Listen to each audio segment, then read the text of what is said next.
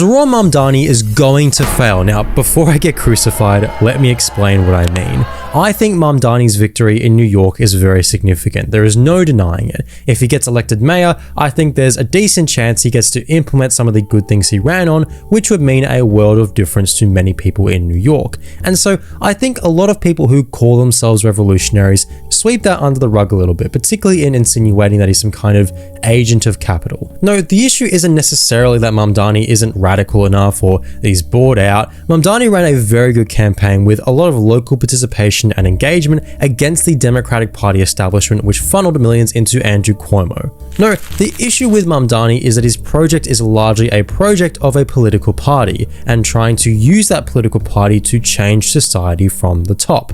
In our capitalist system, you obviously have a ruling class, an owning class, that class which Mamdani and the DSA point to as the source of a lot of the problems we face. That class owns the means of production, it owns the companies, the businesses, the machinery, the property.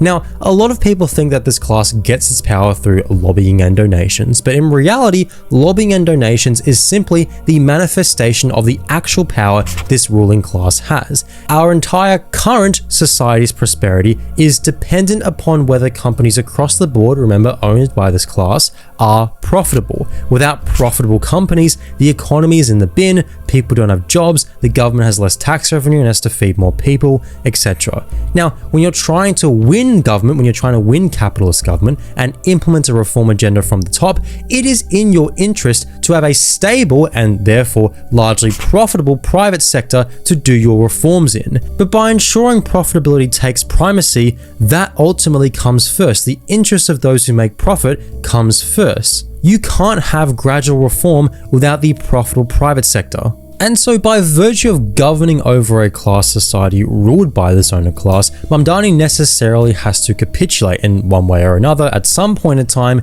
to these demands. And the more this class is solidified and mobilizes in this stable economy where they're making money, the more capacity they have to turf Mamdani out of office through media scare campaigns or hell, even compromise him financially. Once again, it's not to say Mamdani can't do some of the good things he wants to do. It's to say that this way of changing society, this way of getting political power where you recognize that there is an establishment to beat, is ultimately self-defeating. By pursuing these offices in a political party, you're not challenging or directly disrupting the production process from which this class generates profit, but instead you're trying to implement a top-down reform agenda which necessarily depends on the power and profitability of a class which we all agree is at the center of our problems.